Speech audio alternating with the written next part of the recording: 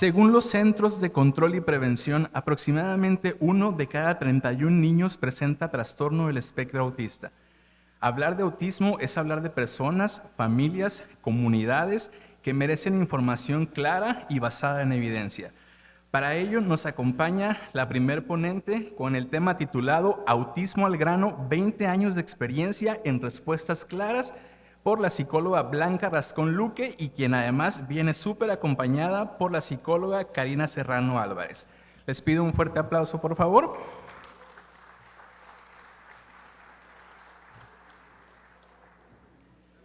Blanca Rascón Luque es psicóloga especialista en neurodesarrollo y trastornos del espectro autista con una sólida base clínica inicial en medicina y 20 años de experiencia dedicados al diagnóstico e intervención temprana. Cuenta con certificaciones internacionales en las herramientas de evaluación Gold Standard A22 y ADR, manteniéndose en constante actualización directamente con sus creadoras e investigadores principales. Destaca por su enfoque interdisciplinario que integra conducta, comunicación integral sensorial y desarrollo motor. Actualmente dirige el Centro de Apoyo a la Familia, convencida del poder transformador de un diagnóstico preciso. Y es un honor contar con su presencia. Adelante.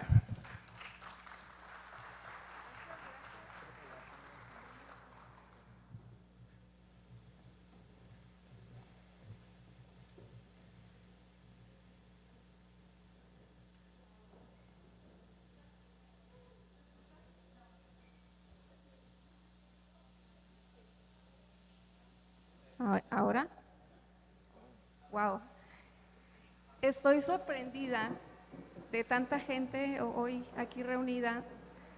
En verdad yo estaba muy contenta porque dije, va a ser a las 8:55 de la mañana, lo más seguro es que vaya súper poquita gente y pues como saben, yo no salgo mucho de mi cueva, es de las primeras veces que voy a salir de la cueva, porque siempre he estado trabajando dentro y siempre procurando la mejor y mayor calidad en lo que hago.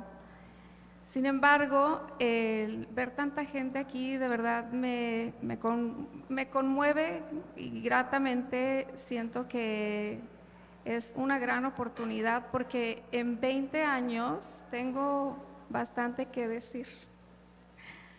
Entonces, doy voz a Karina.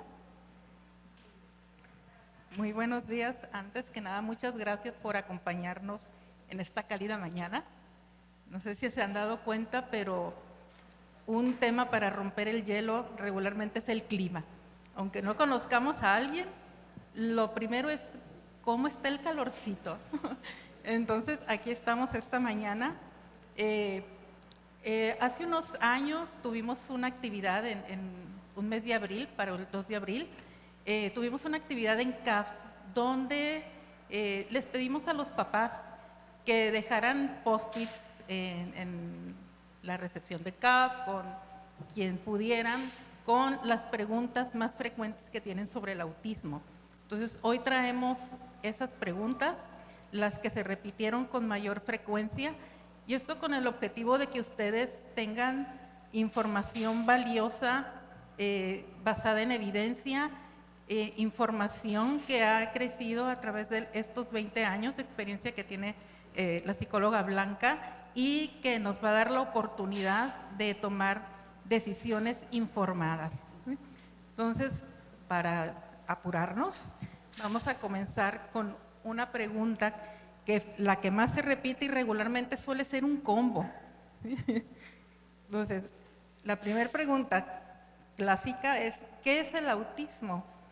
¿Cuándo se dice que es TEA y cuándo SEA? ¿Sí? ¿Qué es lo correcto decir? ¿Una condición del espectro autista o un trastorno del espectro autista? Bueno, yo creo que vemos muchas publicaciones ya afortunadamente de qué es el autismo y voy a centrarme en esto último de lo que me acabas de preguntar, ¿qué es lo correcto? Porque eso las personas realmente lo preguntan mucho. ¿Qué es lo correcto? ¿Es SEA? ¿Por qué SEA? Incluso en pláticas con amigos. Pero ¿cómo se dice?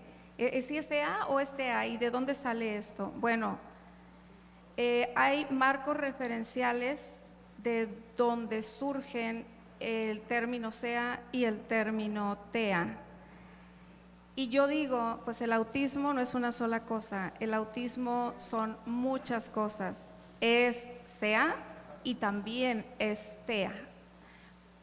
Visto desde qué marco referencial, el SEA es desde el marco referencial social, que ahorita voy a hablar un poquito más de esto, pero SEA es porque se dice SEA porque es una condición que acompaña toda la trayectoria de vida de una persona, influye en la manera de pensar, de percibir y de enfrentar al mundo. Entonces sí es una condición, pero también es un trastorno. ¿Visto desde qué marco referencial? Desde la psiquiatría o la parte médica. Se habla de que es un trastorno porque impacta algunas áreas del desarrollo de las personas y afecta la calidad de vida de estas personas. Si no hubiera una afectación o si no hubiera un impacto, entonces no tendrían razón por la cual estar aquí. Yo creo que yo creo que no son antagónicas y yo creo que lejos de ser una cosa o ser otra, o bien lejos de pensar que el TEA es algo estigmatizante desde el punto de vista médico, yo creo que también da lugar a la visibilización de que hay necesidades reales y de que hay acciones que hacer como lo que estamos haciendo hoy en día. Entonces, no son antagónicas. Ahora, ¿de dónde sale esto, esta corriente o este marco referencial social? Bueno, sale de Asazumasu, el nombre Asazumasu, que es una americana, que ella dice, hay una australiana, Judy Singer, ella dice, pues todos los cerebros son diferentes, así como todas estas flores son diferentes, ¿no? Pero Asazumasu dijo, sí es cierto, pero en el autismo, porque ella es una persona con autismo, en el autismo hay diferencias que divergen. Esto es, hay conexiones neurológicas que son distintas y esto no se va a cambiar y no vamos a llegar a ser como las demás flores, vamos a ser diferentes. Basado en esto es que bueno, voy a explicar un poquito en qué son distintas, porque siempre nos dicen, aprenden diferente y es un cerebro distinto, pero como que no se explica muy bien en qué son distintas, ¿verdad? ¿O sí? ¿Lo tienen claro? Bueno, les voy a explicar como lo explica Temple Grandin, que es otra autista o persona con autismo, como elijan decirlo. A mí me gusta mucho cómo lo explica ella. Ella habla de que el cerebro con autismo está conectado, por así decirlo, de una manera diferente. Esto es que hay conexiones largas y también conexiones cortas. Y lo pone así, el cerebro con autismo lo equipara ella lo dice a un país, pero yo lo voy a reducir bueno, sí, lo voy a decir igual. Lo pone como, hagan de cuenta que el cerebro es un país, el país de México. Y en el país de México pues hay muchos estados y hay muchas ciudades, ¿verdad? Entonces, las ciudades que quedan lejos, como por ejemplo, no sé, Oaxaca y aquí en Ensenada, pues hay una larga trayectoria. Bueno, donde hay largos caminos que recorrer, esta conectividad neurológica es está hipoconectada, o sea, hay como, vamos a decir, como huecos o está débil. En la ciudad, o sea, en las trayectorias cortas, hay una hiperconectividad. Esto es, hay, por ejemplo, y es algo que se destaca mucho, en la ciudad occipital, que vamos a decir Oaxaca, está súper conectada con todos sus municipios.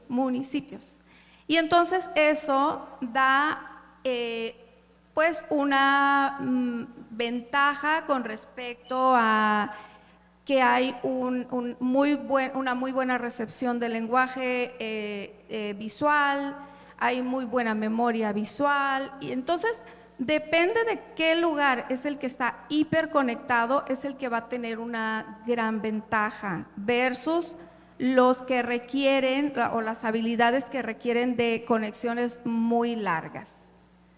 Y entonces podríamos discutir mucho, pues si estea o estea, porque las palabras importan, pero yo quiero decir que lo que más importa no son las palabras o cómo le decimos, sino las acciones que hacemos. Entonces aquí yo vine a hablar a lo que yo me enfrento en la clínica y a compartir mi experiencia. Y afortunadamente todo este movimiento del autismo y hacer esto visible y estas diferencias visibles y estas necesidades visibles, pues han generado de alguna manera ya conciencia en la comunidad. Pero ahora, ojo, estoy viendo algo que creo que es un llamado a la reflexión. Estoy viendo que hay familias que reciben otros diagnósticos y me dicen, pues a mí me gustaría mejor que le pusieras ahí en el diagnóstico que es autista. Así como lo oyen, así con esas caras, así lo he recibido. ¿Por qué?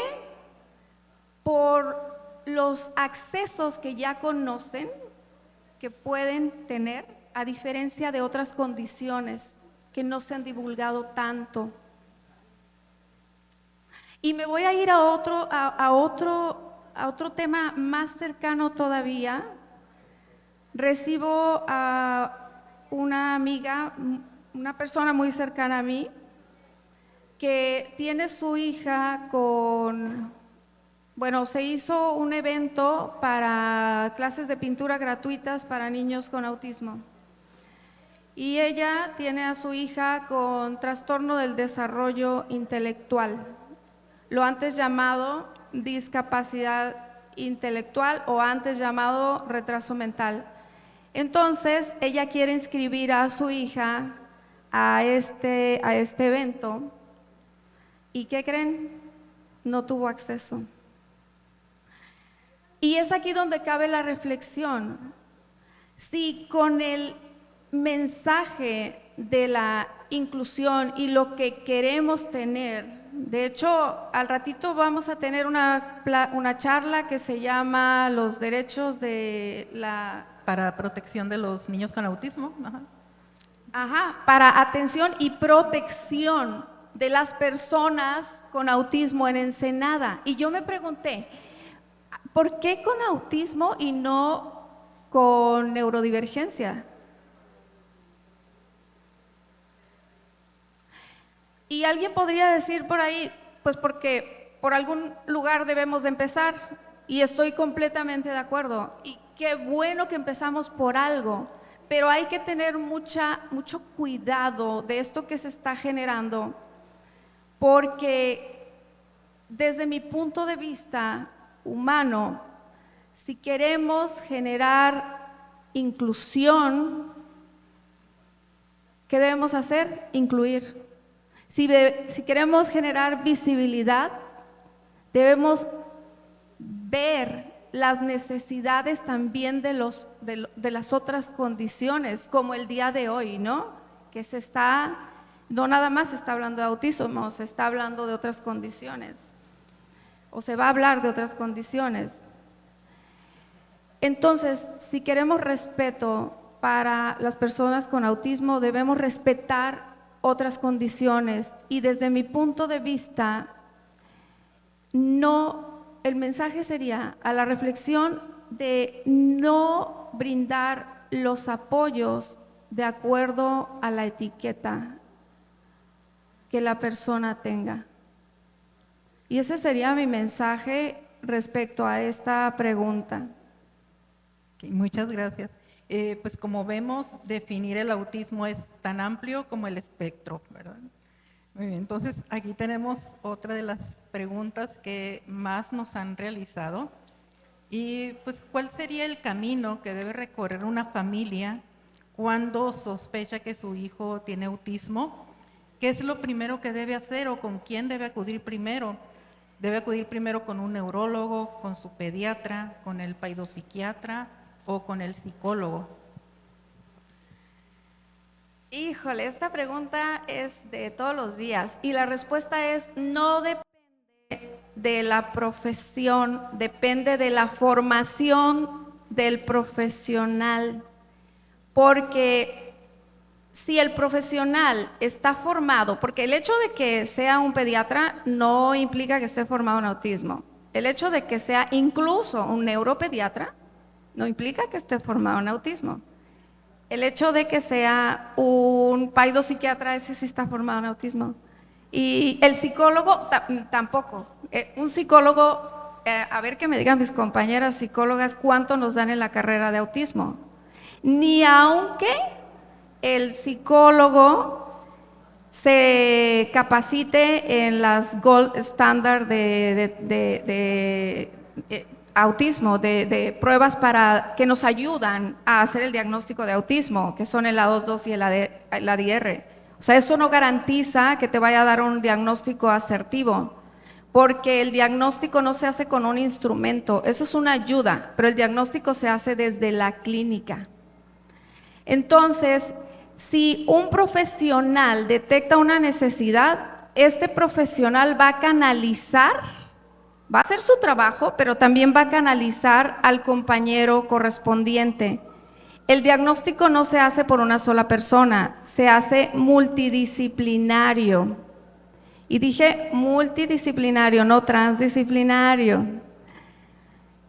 Por ejemplo, yo si recibo a una persona que sospecha de que su hijo tiene autismo, lo primero que hago es una historia clínica profunda. O sea, no de 45 minutos, una hora y media.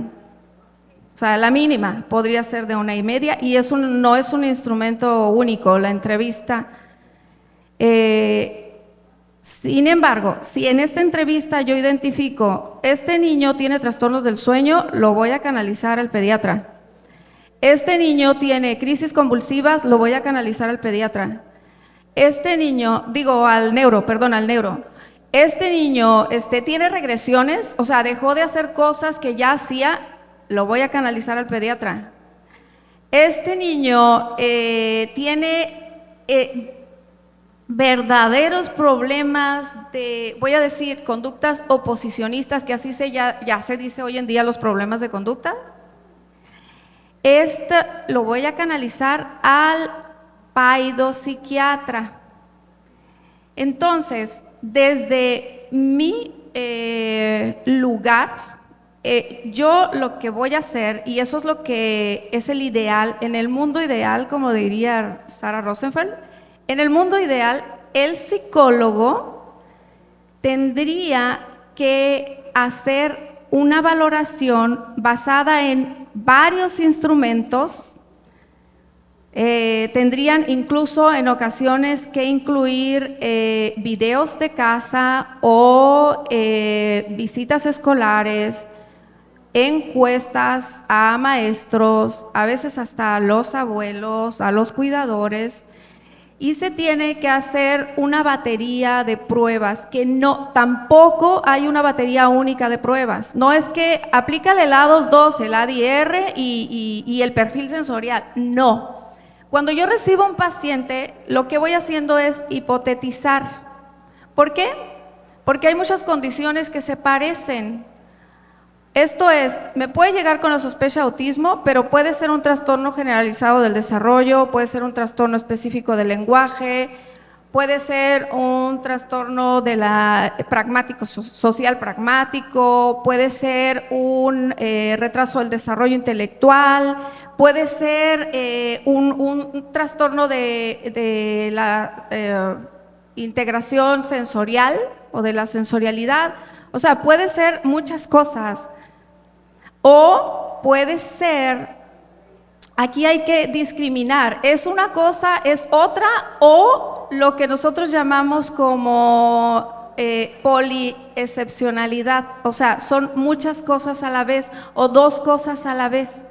Y es aquí donde entra la expertise, y es aquí donde entra el conocer de las diversas condiciones para poder hacer un diagnóstico desmenuzado y certero, y de esa manera poder hacer la planeación, porque olvidemos, más bien, tengamos en mente que un diagnóstico sirve para conocer o hablar entre los profesionales de un lenguaje, pero la mayor importancia que tiene hacer un diagnóstico es la planeación, la intervención que se va a hacer. Y ese paso a paso de la intervención te lo va a dar la identificación que hayas tenido de estas necesidades específicas que tenga este niño. Y yo creo que ya me extendí mucho en la respuesta, ¿verdad? Un poquitín. Pero bueno, entonces nos queda claro que no importa con qué profesional vayan a acudir primero, sino la formación que tenga este profesional. Entonces, aquí es importante recalcar que no basta únicamente aplicar un A2, un ADI o dar un checklist a los criterios del DSM-5, sino hacer una integración de una batería completa para hacer este diagnóstico donde participan pues varios profesionales, no únicamente un profesional. Entonces, tomando esto en cuenta, ¿cómo es que te coordinas para que sí sea esta coordinación? ¿Qué experiencia has tenido durante estos 20 años? Bueno, esa es una muy buena pregunta. En 20 años pues he recorrido bastante. ¿Cómo era antes de los 80? Antes de los 80 el diagnóstico era psiquiátrico, porque recuerden que el autismo infantil antes era pues la esquizofrenia infantil. Entonces antes el psiquiatra los mandaba, básicamente era entrenamiento, y el entrenamiento que se hacía pues era con ABA, si bien iba, si no estaban pues en casa, pero no escolarizados. A partir de los 80 hubo un cambio muy interesante, porque ya, aunque Rivière empezó a los 70 como a darnos como pautas para hacer diagnóstico, como que era un poquito separado, porque ya en ese tiempo ya nos dejaban como hacer el psicólogo pues su parte exploratoria, y el neurólogo, ahí ya empezó a entrar como con más auge el neurólogo, pues su parte exploratoria, y básicamente lo que exploraba pues era eso, las antes llamadas comorbilidades, ahora llamadas las coocurrencias. Entonces, pues era en base a eso únicamente, y pues cada quien exploraba y hacía su plan de acción, él la suya, nosotros la nuestra.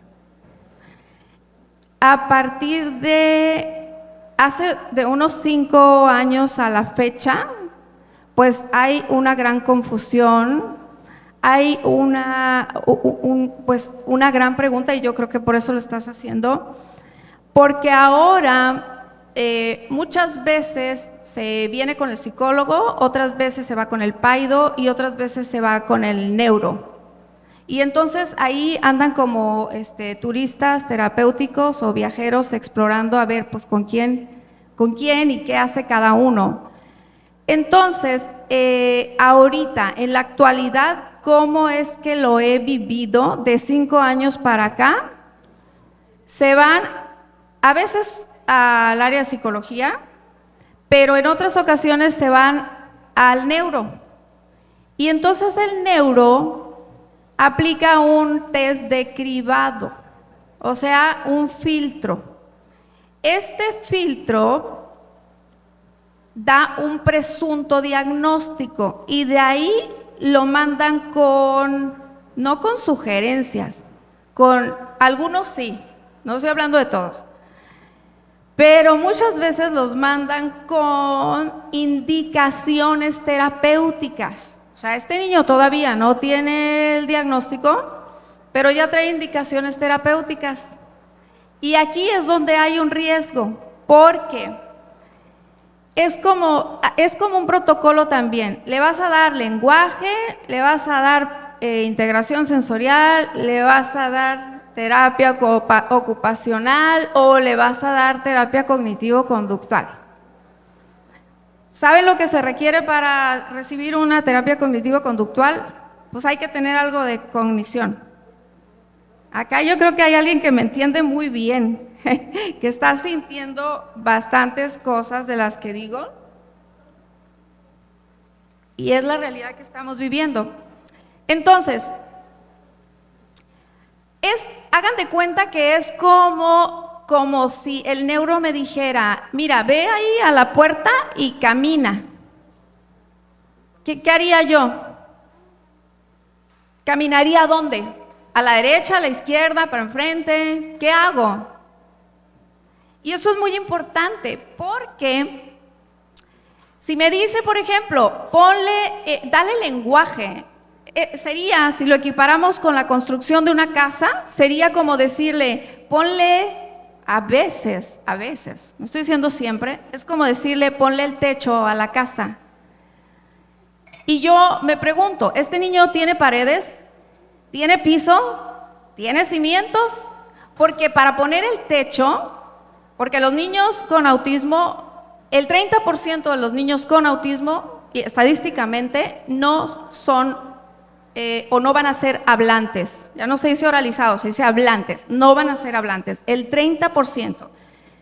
De aquí a que lo averiguo, ahora hay bases que tiene que tener el niño al que queremos oralizar y que es justo lo que caracteriza al autismo. Estas bases tienen que estar sentados o bien arraigadas la intención comunicativa, la intencionalidad de dirigir el mensaje. O sea, no se trata de decir palabras o de hablar por hablar.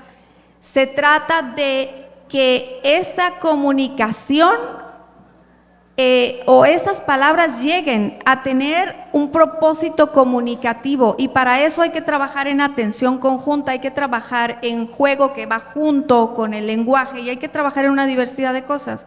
¿Este niño está preparado para ir al piso 7? Y esa es la pregunta que hay que responder.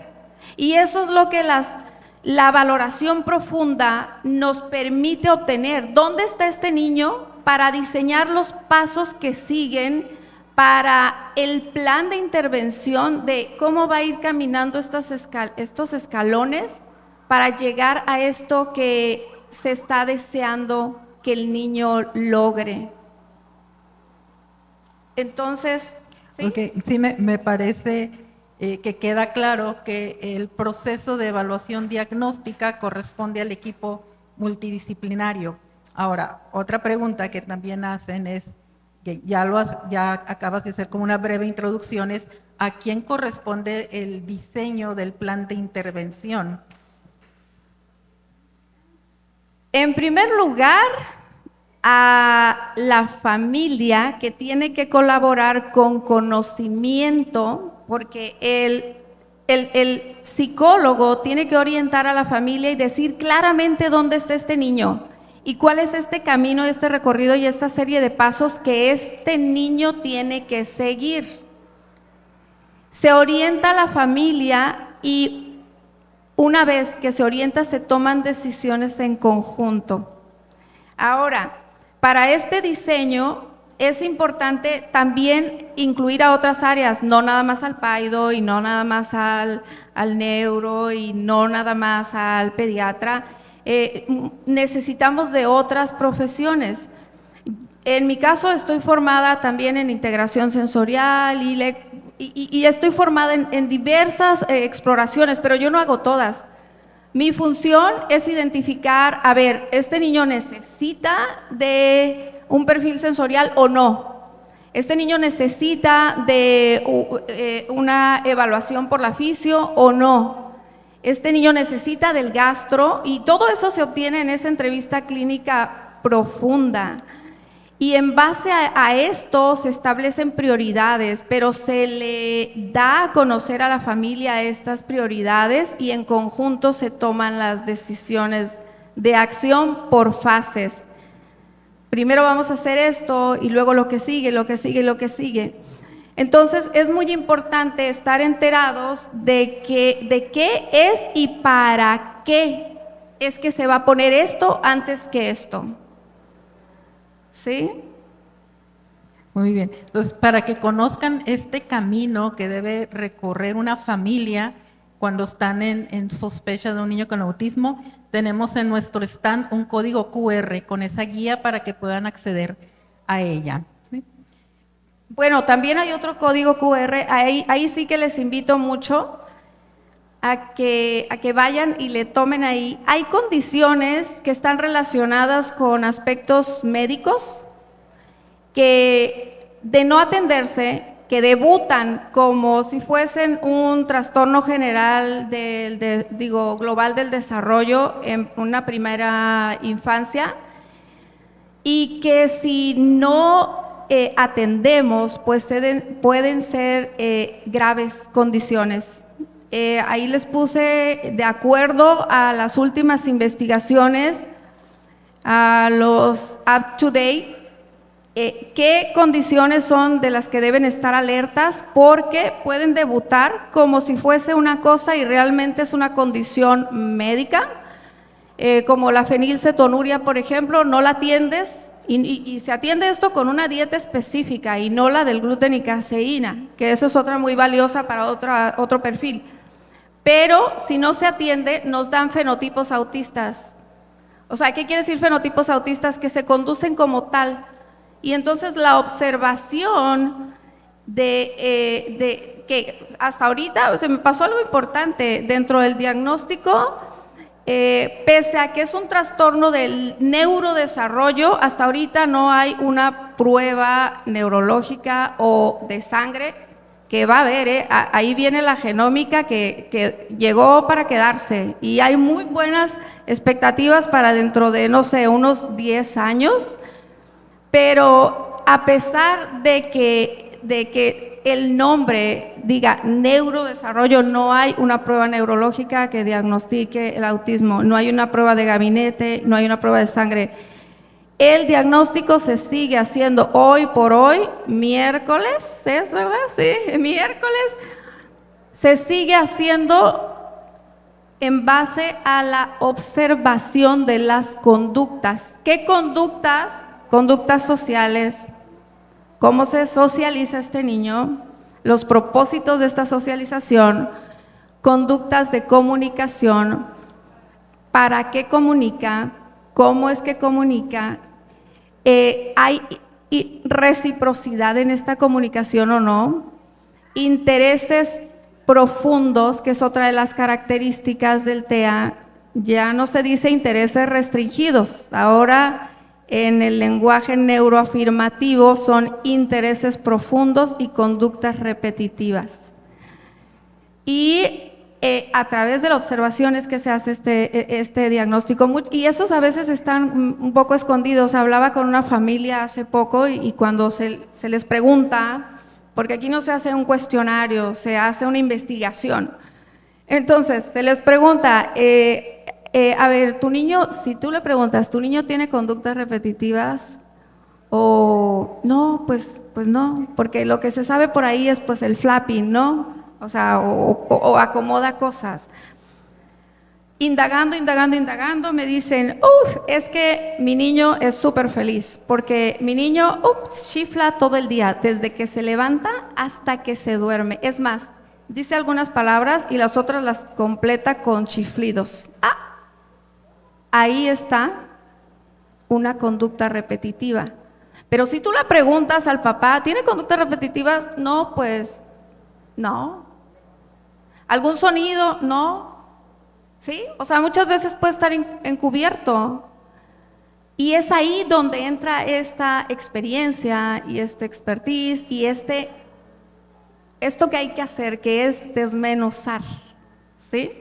¿Le respondí? Sí, quedó completamente claro que a veces cuando mandan al niño a hacer el electroencefalograma, la resonancia magnética o los análisis químicos, definitivamente ahí no va a aparecer si tiene autismo o alguna otra neurodivergencia. Sin embargo, sí son importantes. Yo no estoy diciendo que no, ojo, es más, ahí ya le estoy poniendo condiciones médicas sacadas de las últimas investigaciones.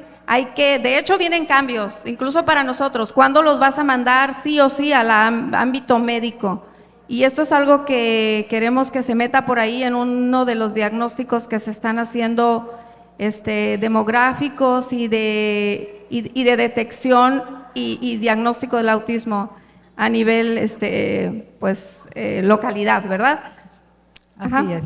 Muy bien, entonces, ¿qué consejo o qué mensaje les brindas a las familias que están empezando este camino?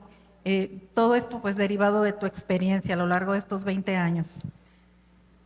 Mi consejo, ya lo reduje en una filosofía de trabajo, es más no es mejor, pero tampoco menos es más. ¿Y qué quiero decir con esto? Que cuando damos el diagnóstico, muchas veces pues el papá quiere dar todo y se entiende. Quiere dar terapia A, terapia B, terapia D, corre para allá, corre para acá, hasta cosas científicas y no científicas. Quiero dar todo y se entiende. Mi consejo es que lo vean como si fuese un maratón, o sea, como si fuese una carrera. En una carrera, ¿qué pasa? Tienes una meta, ¿verdad? Bueno, aquí en el autismo la meta es larga, es de años. Y en esta meta hay que saber primero cuál es la meta, qué voy a lograr.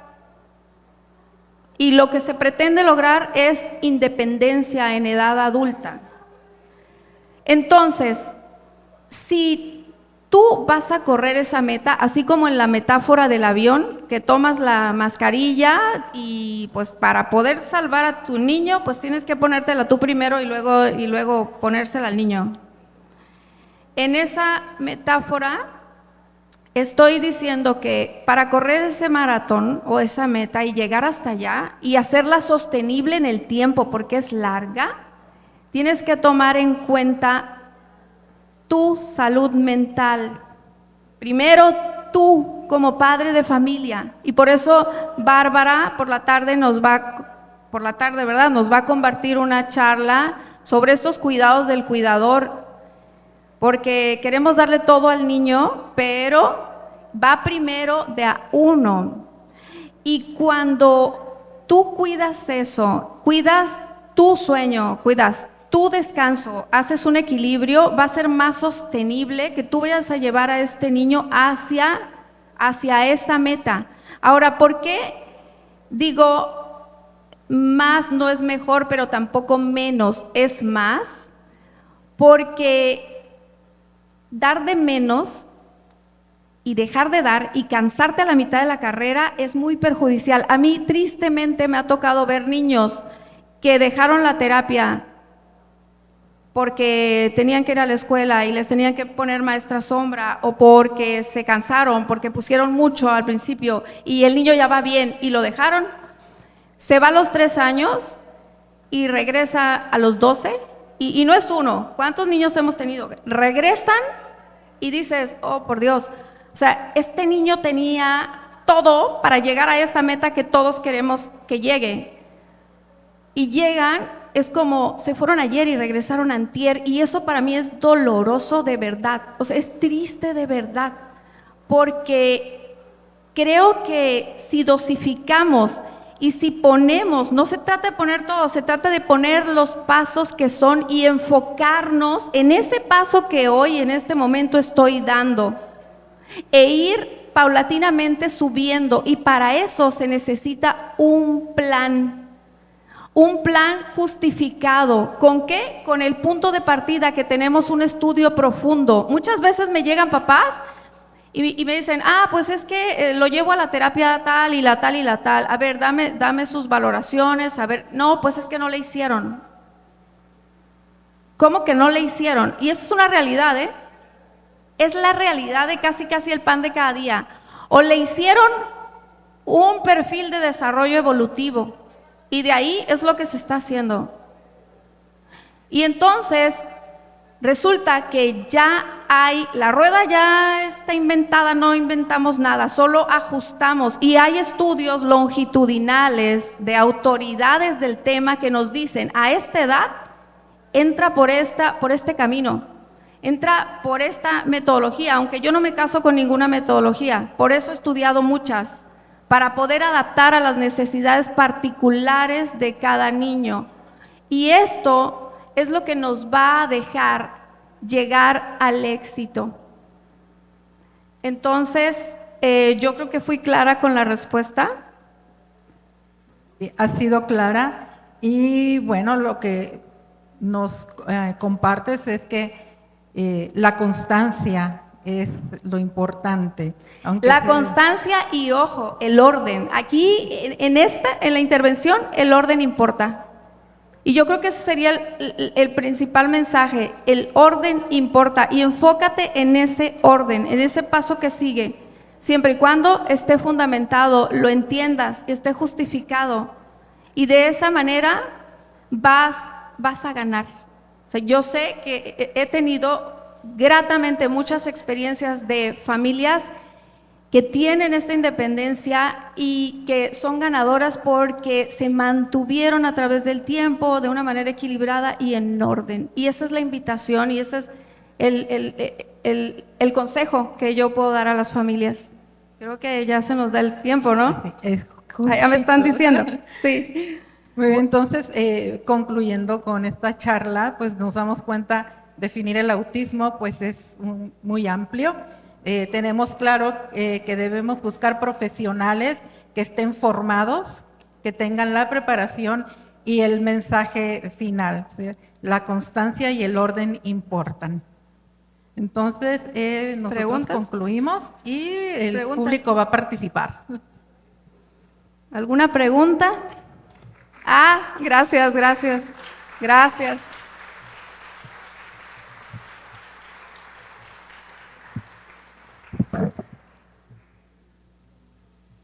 ¿Tiempo de preguntas? ¿O ya no dejé tiempo? Hay tiempo para una pregunta, dos. A ver. Una, dos. Sí. Adelante.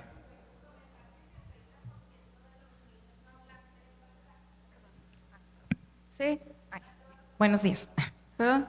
Perdón. Aquí Ok. está. Comentaste que el 30% de los niños no hablantes de los autistas Ujú.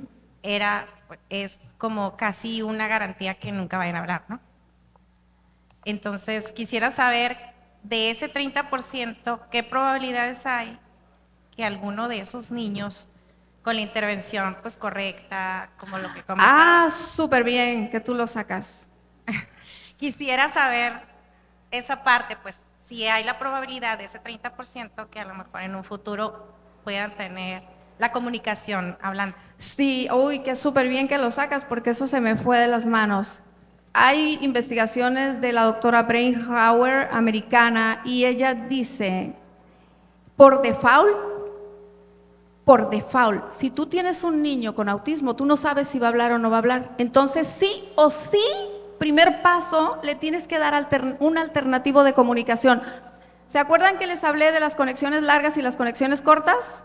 Bueno, el lenguaje es una función mental superior que requiere de un largo viaje y no es directo, es en varias zonas cerebrales y eso hace que esto sea difícil para el niño. Sin embargo, esta parte que está muy comunicada, que es la visual, el niño así te integra y te entiende el lenguaje visual y entonces aquí para eso están tantos programas de alternativos de comunicación que en lo que tú sabes y averiguas si este niño va a ser hablante o no, tienes, ahora sí ya que por protocolo en muchos estados de Estados Unidos tienes que meter alternativos de comunicación, sí o sí. Y este es otro de los temores que tienen los papás también. Cuando yo les digo, le vamos a poner un alternativo de comunicación, y me dicen los papás, no, porque con eso van a dejar de hablar. O sea, como así como hace 10 años te decían algunos, no le digas lo que te tiene que decir, no, o sea, no le des si no te pide, porque tienes que forzarlo a que hable. No es el caso. En el TEA no es el caso. Tienes sí o sí que poner alternativos de comunicación en lo que averiguas si habla o no habla. Porque esas conexiones largas y débiles, pues es probable que nos den la pauta para desarrollar esto, pero es probable que no sea así. Y esto no es un antojo mío, de Blanca Rascón, ni de… Es un derecho del niño poner un comunicador y enseñarle a él y a su familia a usar este comunicador. Y esto es algo que también luego me topo en las escuelas o con los papás, que los estamos enseñando con su comunicador y el niño se guía súper bien con el comunicador dentro de CAF, pero luego a veces los papás tienen temor y dicen no, y no lo quieren ampliar, o en ocasiones el papá también le entra y ve esas ventajas y la escuela no lo deja llevar el comunicador. Es así como que, ¿sabes qué? Mira, no puedes caminar, pero deja tu silla de ruedas allá enfrente. Y entonces a veces hay problemas de conducta porque el niño no se comunica bien. Y entonces, por ahí alguien le dice, otra recomendación al papá y le dice, llévalo a terapia de conducta. A ver, espérate. Es más, lleva al niño a terapia de conducta. No siempre es el niño el que tiene que tomar la terapia. Mayormente, sobre todo en edades tempranas, es el padre el que se tiene que entrenar para poder leer lo que mantiene las conductas y lo que provocan las conductas. Y a nosotros los psicólogos nos corresponde poner habilidades que le van a ayudar a este niño a no tener que manifestarse a través de determinada conducta. ¿Respondí? Así que súper, gracias por tu pregunta. Es algo muy importante que me faltó decir. ¿Sí? ¿Alguien más? Por allá, a ver, creo que te ganaron por acá, pero ahorita. Sí.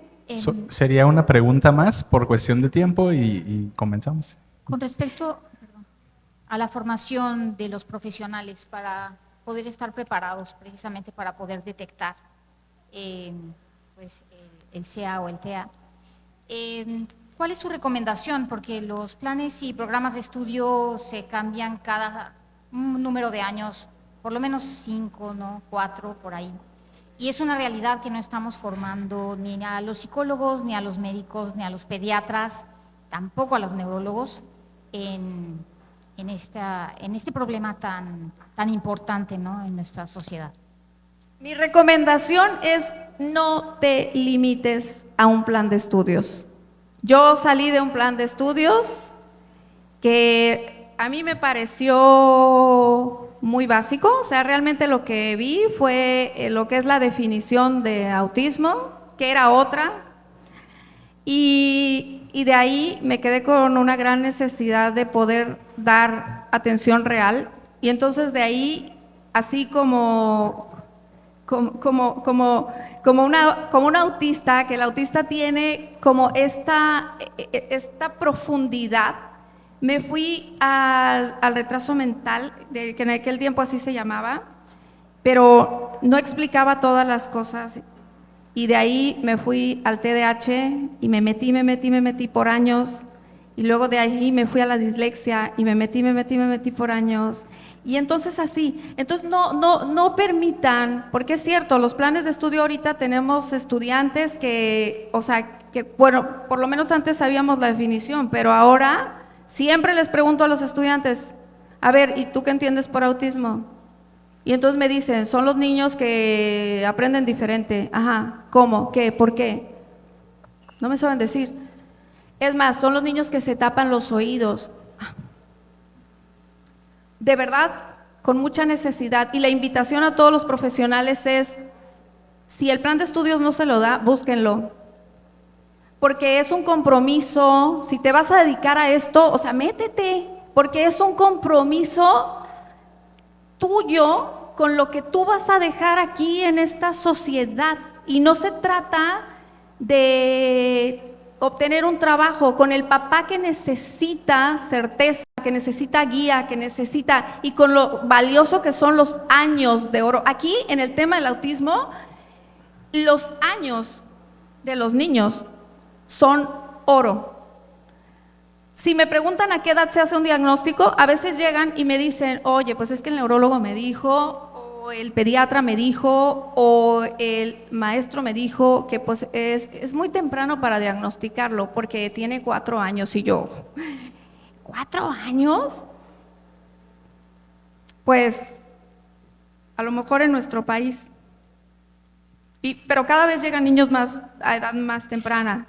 ¿A qué edad yo recomendaría que fueran?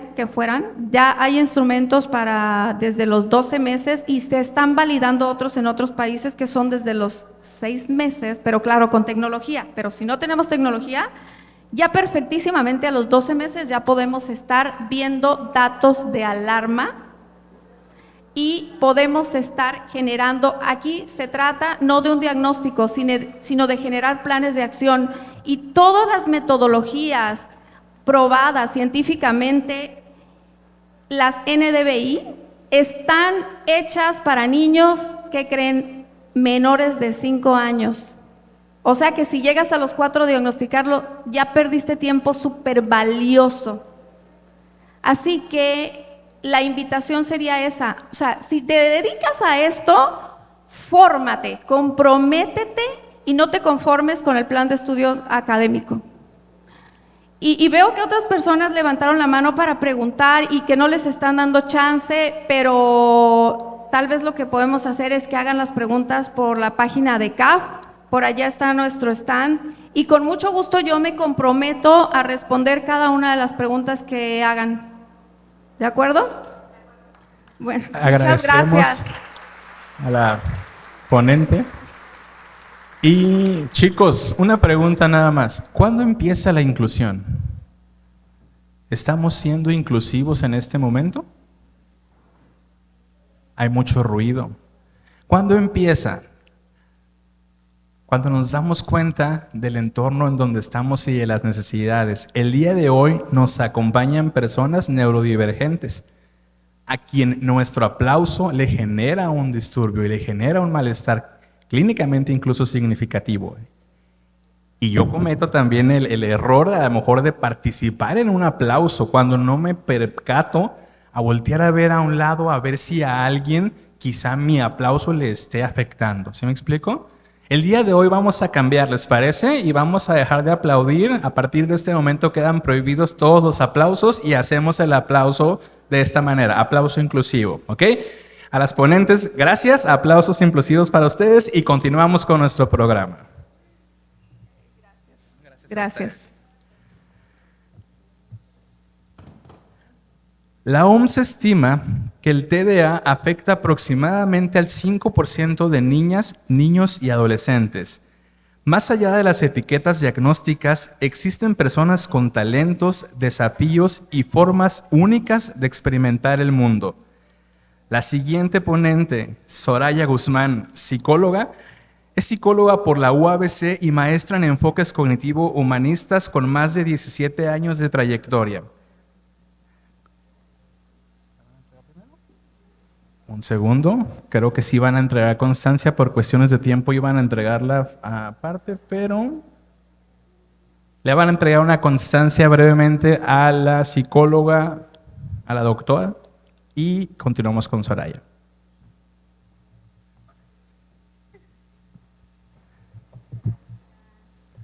Adelante.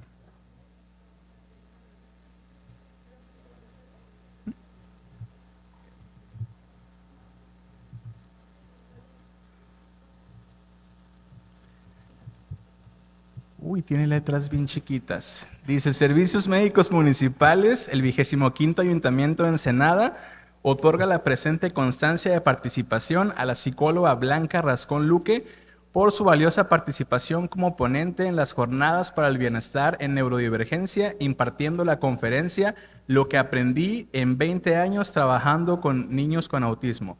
Las preguntas que todos hacen y las respuestas que cambian tu manera de entenderlo. Reconocemos y agradecemos profundamente su generosidad al compartir sus conocimientos, experiencias y sensibilidad humana a favor de una mayor comprensión de la neurodivergencia. No alcanzo a leer. Y dice, gracias por... Es que está súper chiquitito. Dice, gracias por su experiencia profesional al servicio del bienestar de las personas neurodivergentes y las familias, la comunidad en general. Ensenada, Baja California, 22 de julio del 2026. Firma la licenciada Claudia Gatón Muñiz, presidenta del 25º Ayuntamiento de Ensenada, y el doctor Carlos Manríquez Ayub, jefe del Departamento de Servicios Médicos Municipales. No alcanza. Yo soy ciego.